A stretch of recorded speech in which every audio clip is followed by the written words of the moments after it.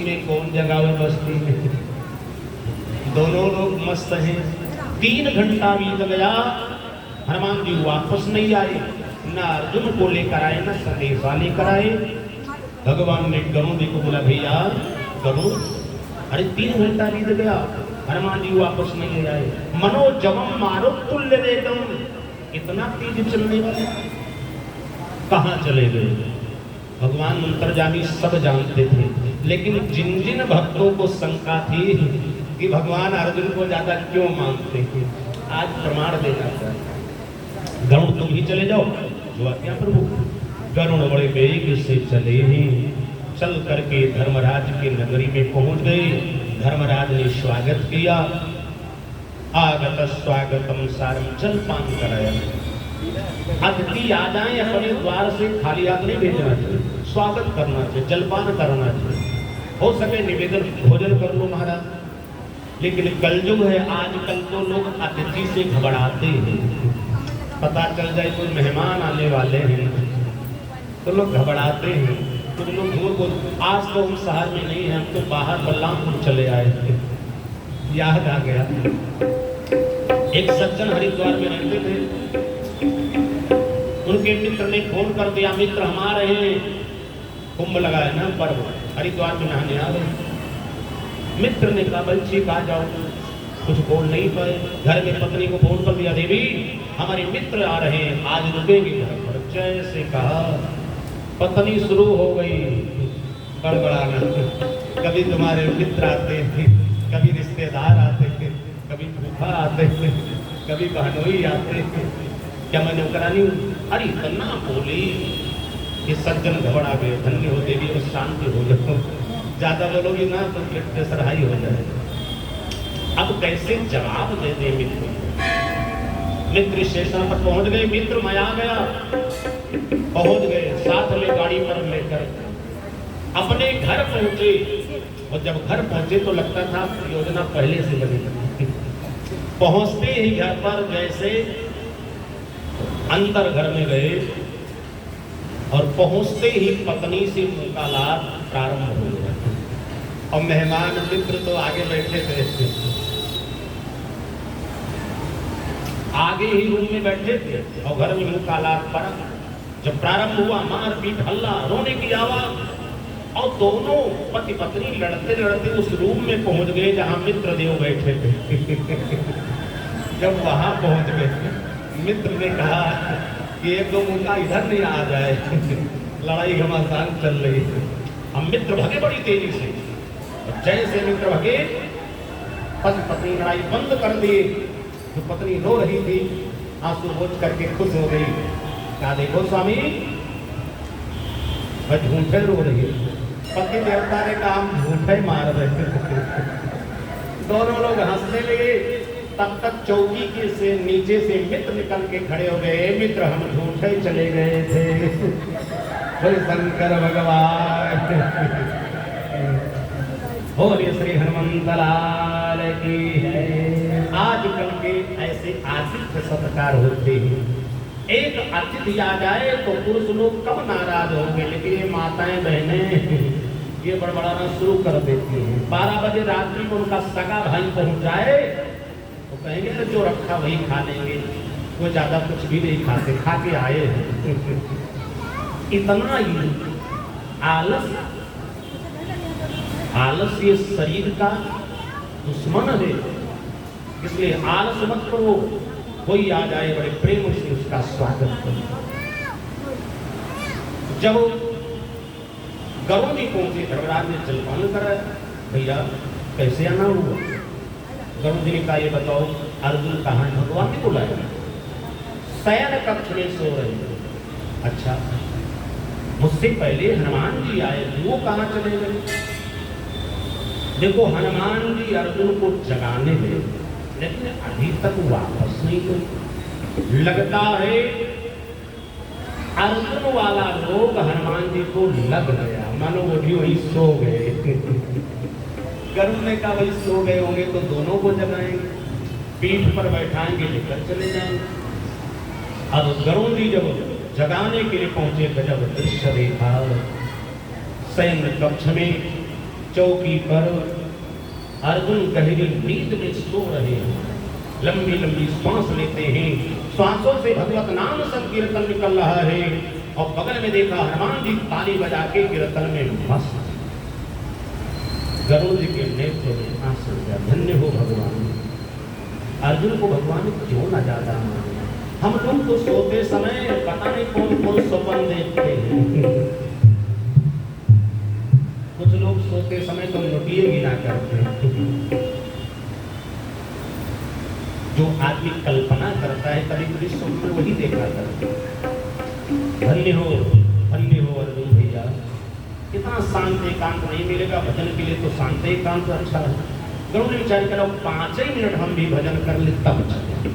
अब गरुड़ जी बगल में बैठ गए और कीर्तन करना प्रारंभ कर दिया कि भजी गोविंद गोविंद गोपाला, भजी गोविंद गोविंद गोपाला, भजी गोविंद गोविंद गोपाला, भजी गोविंद गोविंद गोपाला, भज मुरली मनोहर नंद लाला, भज मुरली मनोहर नंद लाला, भज गोविंद गोविंद गोपाला, भज गोविंद गोविंद गोपाला, भज गोविंद गोविंद गोपाला, भज गोविंद गोविंद गोपाला।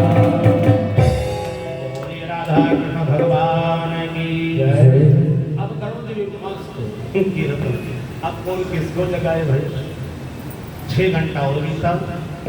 भगवान ने गुरुदेव बृहस्पति के ज्ञानी शिष्य उद्धव को बुलाया, भैया उद्धव आप ही चले जाओ, अर्जुन को बुला लाओ। उद्धव जी को यही भ्रम कि भगवान अर्जुन को क्यों मानते, मैं तो पास में रहता हूँ और मुझसे बड़ा ज्ञानी अर्जुन है, इसको इतना क्यों मानते। उद्धव जी यहाँ दिया, धन्य हो प्रभु, क्यों मजाक करते हो। हनुमान की जैसा हम छलांग नहीं लगा सकते, अब गरुड़ के समान पंख नहीं तोड़ के पहुंच जाए, हम कैसे जाएं। भगवान ने कहा देखो भैया भेजना हमारा काम, इसके लिए चिंता मत करो, हम व्यवस्था करेंगे ना। भगवान ने अपने सारथी को बुलाया। भगवान के सारथी का नाम दारुक। मेरा रथ सजाया जाए। सारथी ने रथ सजाया है। भगवान के रथ में 4 घोड़े लगाए गए। सैत्य सुग्रीव मेघ पुष्प बलाहकई, ये भगवान के घोड़ों का नाम। सैत्य सुग्रीव मेघ पुष्प और बलाहक, बड़े सुंदर अश्व हैं, श्याम कर्ण हैं, बड़े दिव्य। 4 घोड़ों के कान 90 अंश पर बिल्कुल सीधे खड़े रहते, क्योंकि घोड़ों की पहचान कान से। हमारे धर्म शास्त्रों में सबकी पहचान बताई गई है और घोड़ों की पहचान कान। किसी कवि ने बड़ा अच्छा लिखा कि हलो गरु से सोना पर गए, घोड़ा पर गए काने से। हलो गरु से सोना पर गए, घोड़ा पर गए काने से। राजचरण से नारी पर गए, राजा पर गए काने से। राजचरण से नारी पर गए, राजा पर गए काने से। हलो गरु से सोना पर गए, घोड़ा पर गए काने से। राजचरण से नारी पर गए, राजा पर गए काने से। राजचरण से नारी पर गए, राजा पर गए काने से।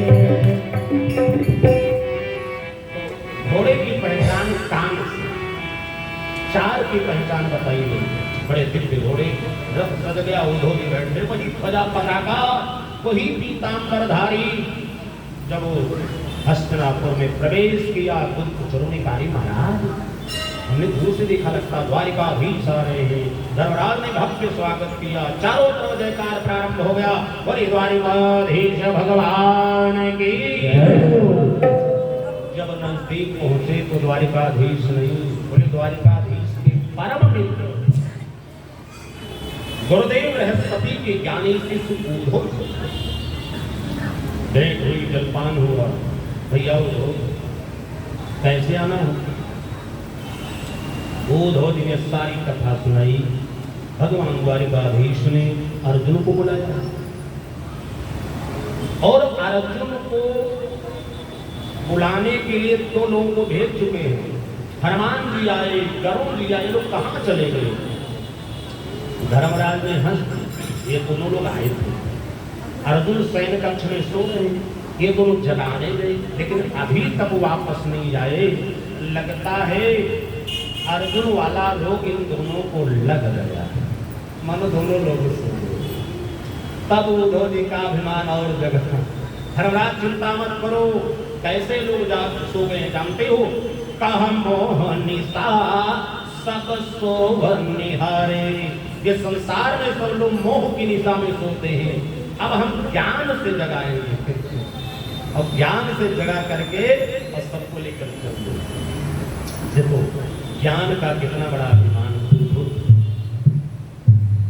कोई चीज मिल जाए, ज्ञान मिल जाए, सुंदरता मिल जाए, विद्या मिल जाए, बुद्धि मिल जाए, पद मिल जाए, तो भगवान का उपहार समझना कि ठाकुर ने हमें उपहार दिया, और उपहार बेचा नहीं जाता न उसका दुरुपयोग किया जाता है।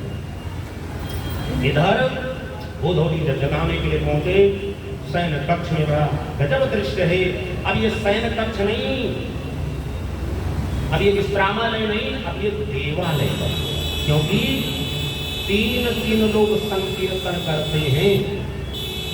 जहां एक से दो लोग हो जाए संकीर्तन में भैया, तो मानो अखंड पार्टी चल रही है। 3 लोग संकीर्तन कर रहे हैं, विश्रामालय देवालय बन गया है।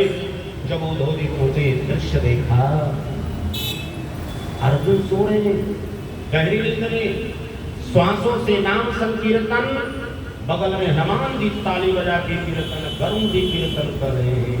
ये दृश्य देखा तब उद्धव के नेत्र, धन्य हो भैया, हमें तो ज्ञान का अभिमान है, रात दिन प्रपंच करते हैं, जागते समय भी नाम नहीं ले पाते हो, सोते समय भगवान को नहीं भूलते हो।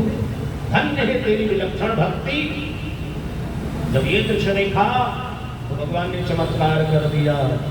धरती से भी भगवत नाम संकीर्तन, आकाश से भी कीर्तन, छत से दीवार के ईंट से कीर्तन प्रारंभ हो गया। जब चारों तरफ से कीर्तन प्रारंभ हो गया, तब उद्धव जी झुमका लगा करके नाचना प्रारंभ कर दिया। आइए हम लोग भी कीर्तन करें कि गोविंद मेरो है, गोपाल मेरो है, गोविंद मेरो है, गोपाल मेरो है, गोविंद मेरो है, गोपाल मेरो है।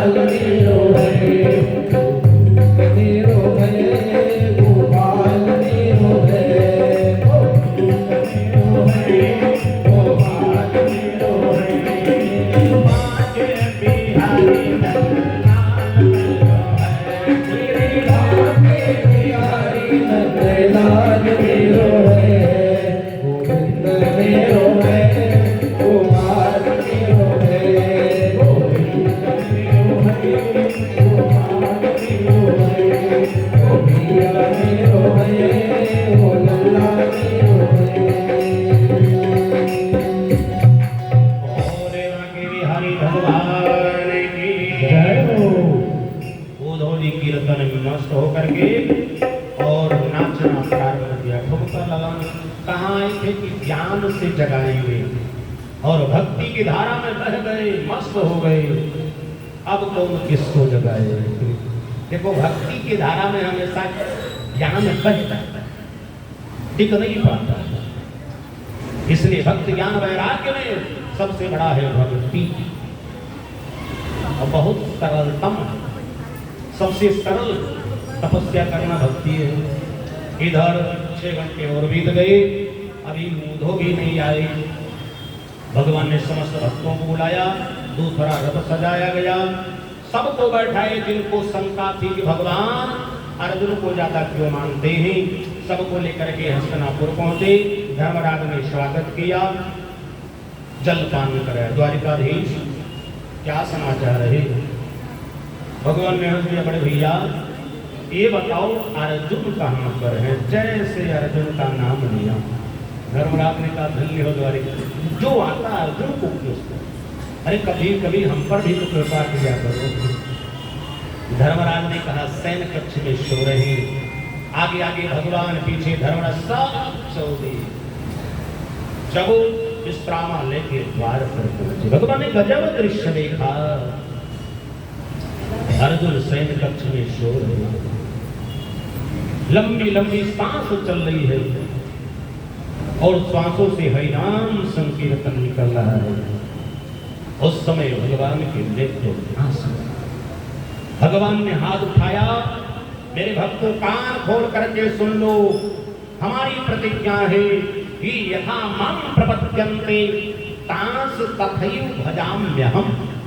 ये मेरी प्रतिज्ञा है, जो लोग मेरा अनन्य चिंतन करते हैं, न अन्य अन्य, हमारे अलावा किसी का ध्यान नहीं करते हैं, ऐसे भक्तों के लिए विचार करो। जो सोते समय भी मुझे नहीं भूलता, हम जागते समय कैसे भूलें? ऐसे अपने अन्य भक्तों के लिए मैं संसार में सब कुछ छोड़ सकता हूँ, प्राण प्रिया लक्ष्मी को छोड़ सकता हूँ, अपने तन को छोड़ सकता हूँ, लेकिन अपने भक्त को नहीं छोड़ सकता। जो मेरी अनन्य भक्ति करते हैं, रातों दिन उनके मैं साथ रहता हूँ। इतना ही नहीं, का पीछे पीछे मैं फिरूं, अरे कहीं धोखा ना रह जाती। जो मेरे अनन्य भक्त हैं उनके साथ रहता हूँ, कहीं एकादशी ना हो जाए। कल भाई एकादशी है, याद रखना, व्रत करने वाली एकादशी कल है, और ये भगवान श्री हरि का व्रत है। इधर भगवान प्रसन्न हुए, अर्जुन उठे हैं कि लाओ भगवान को प्रणाम करें। भगवान दौड़ करके अर्जुन को हृदय से लगा लिया और लगा करके सब भक्तों को संदेशा दिया, भक्तों मानो एक भक्ति कर नाता, हम भक्ति का नाता जोड़ते हैं।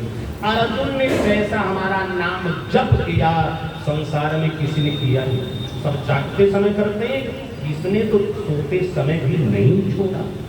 इसलिए अनन्यास चिंतयन्तो माम, संसार में जो मेरा अनन्य चिंतन करता है, सदैव मैं उसकी रक्षा करता हूं।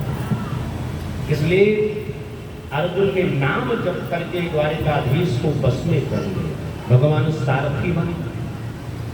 हनुमान जी ने नाम जप करके राम जी को अपने बस में कर लिया। तो कहने का मतलब, भगवत नाम जो जपा जाता है, इसको हल्के में मत लेना कि लोग सीताराम सीताराम जपते हैं, कोई भक्ति नहीं।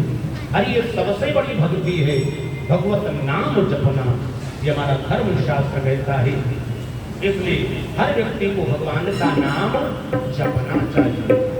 अजामिल पापी था, नाम नहीं जपता, लेकिन मरते समय अपने पुत्र नारायण को पुकारा तो मुक्ति मिल गई। नाम की बहुत बड़ी महिमा हमारे धर्म शास्त्रों में आया है। अब इधर प्रियात्मा बंधु, आइए 9वें स्कंद में प्रवेश करते हैं। 9वें स्कंद में भगवान राम जी के अवतार की कथा है, रामचरित्र, और 10वें स्कंद में कृष्ण चरित्र का वर्णन आया है। भगवान राम सूर्य कुल में पैदा हुए, इनके वंश की वंशावली हम राम जी के सुना रहे हैं। भगवान विष्णु के नाभि से कमल उत्पन्न हुआ कि नाभि प्ररूढ़ां लोहासनेन असंसूयमाना प्रथमेन धात्रा। भगवान विष्णु के नाभि से कमल, कमल पर ब्रह्मा जी, ब्रह्मा जी के 9 पुत्र मरीच इत्यादि, उन मरीच के कश्यप, कश्यप के विवस्वान भगवान सूर्य, उन सूर्य के पुत्र का नाम श्राद्धदेव है। श्राद्धदेव से सुदमनु, उसके बाद श्राद्धदेव के 9 पुत्र और पैदा हुए। उन्हीं कुल में नभग के पुत्र नाभाग, और नाभाग के पुत्र महाराज अम्बरीश हुए। भाई अम्बरीश की कथा सब लोग जानते हैं। उनके एकादशी के व्रत की महिमा बहुत। अम्बरीश अयोध्यापुरी के चक्रवर्ती सम्राट, लेकिन भगवान श्री हरि की बहुत पूजा करते थे, बहुत विधान से एकादशी व्रत करते। ऐसा विधान से भैया संसार में कौन कर पाएगा। दशमी के दिन एक समय भोजन और एकादशी को निर्जला व्रत करते।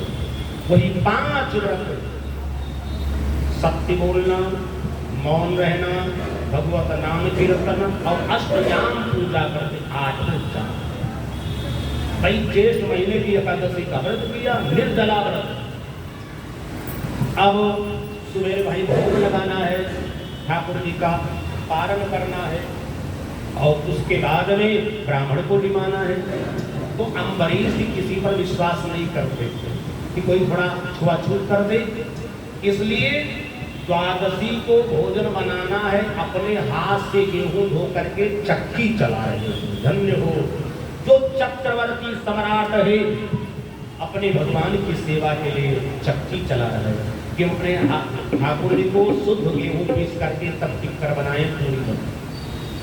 चक्की चला रहे थे जेठ की दोपहरी, और सम्राट पसीना से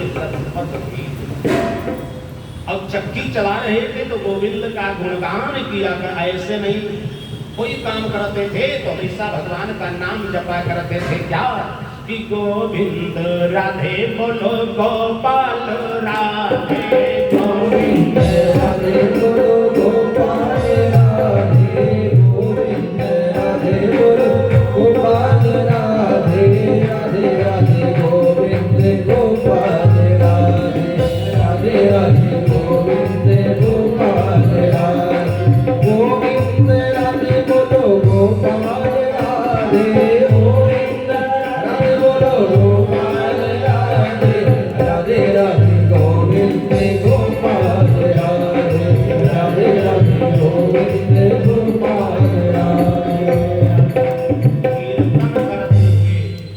और चक्की चला रहे थे, पसीना से पानी भीग गए। लतापत भगवान के हृदय में करुणा की धारा। धन्य हो मेरे अनन्य भक्त अम्बरीश, हमारी सेवा के लिए, भोग लगाने के लिए, और तुम चक्की चला सम्राट होकर। बस भगवान पीछे से पहुंच गए थे और पीताम्बर उठाए और पीताम्बर लेकर के हवा करना प्रारंभ किया। जब बेना हाथने लगे तो मंद सुगंध शीतल वायु जब शरीर में लगा, दिव्य महक आई।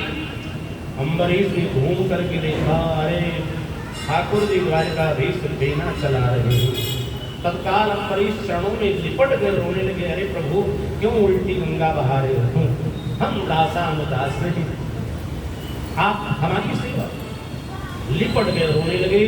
भगवान कहते रहे, भक्तराज तुम जैसे चक्रवर्ती सम्राट होकर के हमारी अष्टयाम सेवा करते हो, हमारे भोग के लिए तुम गेहूं स्वयं चक्की चलाते हो कि कोई झूठा न कर दे। इतना पवित्रता, इसलिए जाओ खूब हमारा भजन करो, चिंता मत करना। सुदर्शन को बुलाए, सुदर्शन आ जाओ, आज से अम्बरीश के पूरे राज्य की रक्षा करना, तुम इनके सेवक बन रखो। ये खूब भक्ति कर ले, अम्बरीश पर कोई आंच ना आने पावे।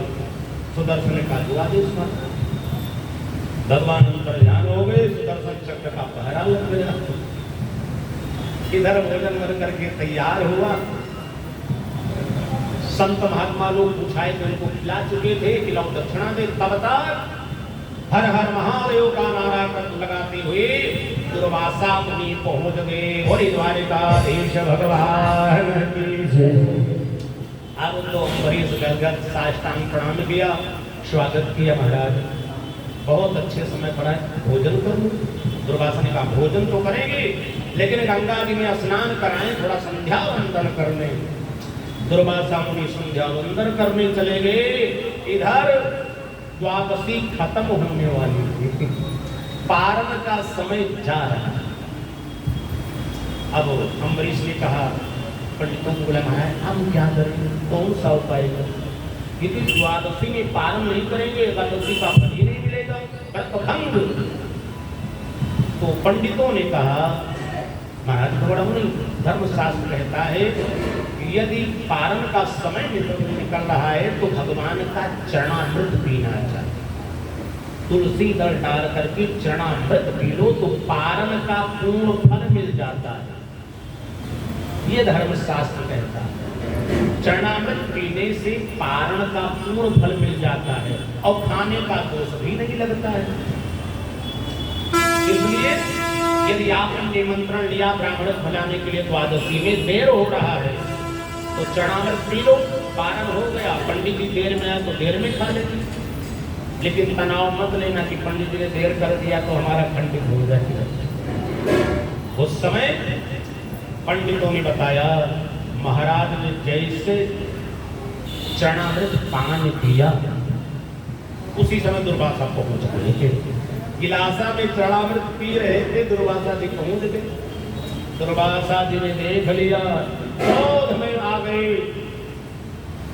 आप थे निमंत्रण का, अरे मूर्ख, मुझे कैसे ब्राह्मण का निमंत्रण लेकर के तुम्हें जलपान कर लिया, तुम्हें पता नहीं मेरा नाम दुर्वासा है।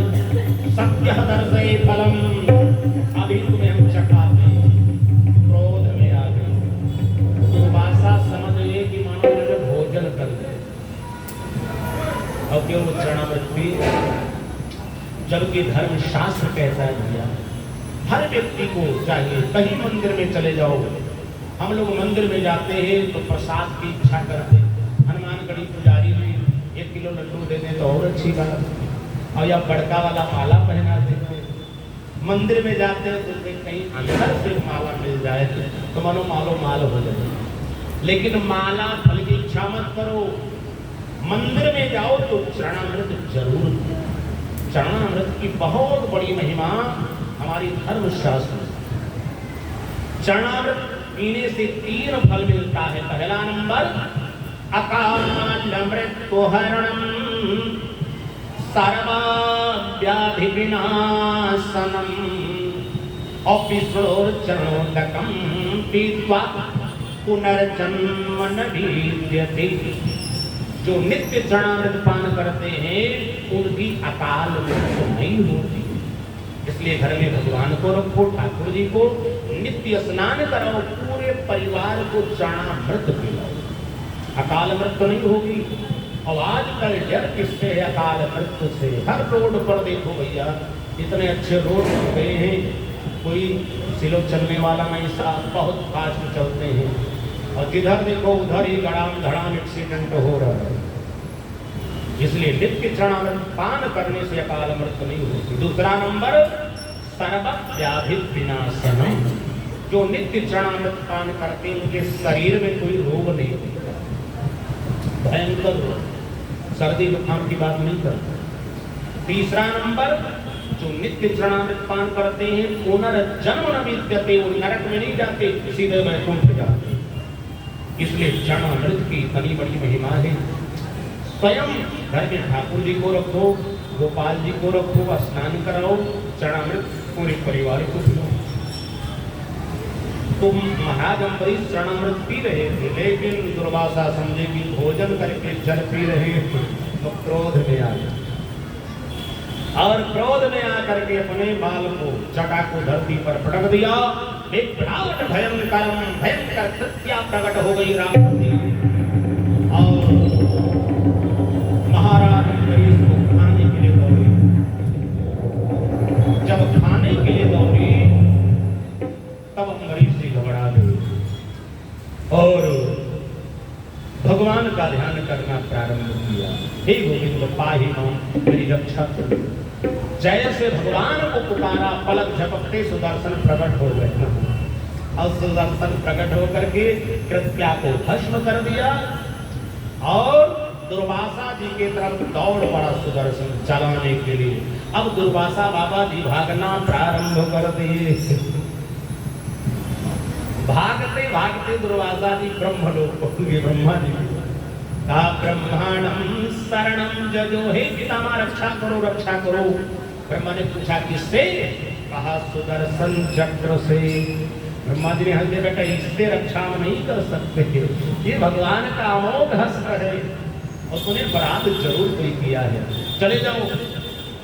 भाग करके भगवान भोलेनाथ के शरण में पहुंच गए और दुर्वासा कांप रहे थे कि यहाँ से भी वापस न कर दिया है, इसलिए पहुंच करके भोलेनाथ की स्तुति जल्दी जल्दी करना प्रारंभ कर दिया कि शंभो नमस्ते स्वयंभो नमस्ते शंभो नमस्ते स्वयंभो नमस्ते गिरिजापते यान्तोभ्यं नमस्ते गिरिजापते यान्तोभ्यं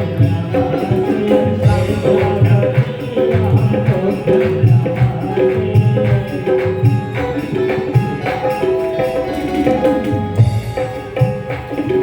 शंभो नमस्ते यान्तोभ्यं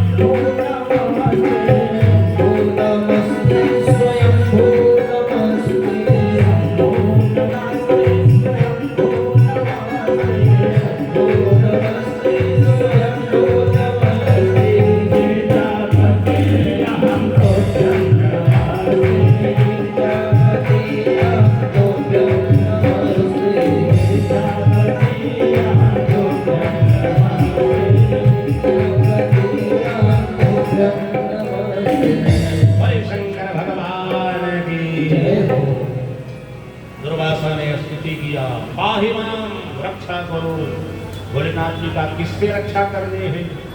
जैसे सुदर्शन चक्र का नाम लिया, भोलेनाथ ने हाथ उठा दिया, बस हम तुम्हारी रक्षा नहीं कर सकते। ये भगवान का अमोघ अस्त्र है। तूने भगवान के भक्त का अपमान किया है। भगवान का वाक्य है दुर्वासा, जो ये अपराध भगत कर करई और राम रोष पावक सुर। तुम अनन्य भक्त राज, हम परीस का अपमान किया, हमने रक्षा और जैसे घूम के देखते हैं पीछे सुदर्शन चला रहा है, यदि भस्म कर देगा। दुर्वासा मुनि को भाग करके भगवान के पास पहुंच गए।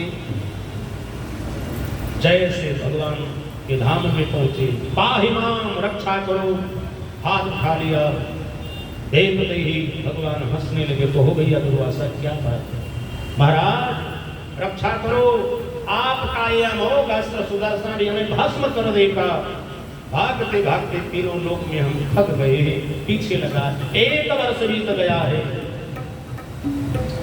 जब कहा तो भगवान ने हंस दिया, भैया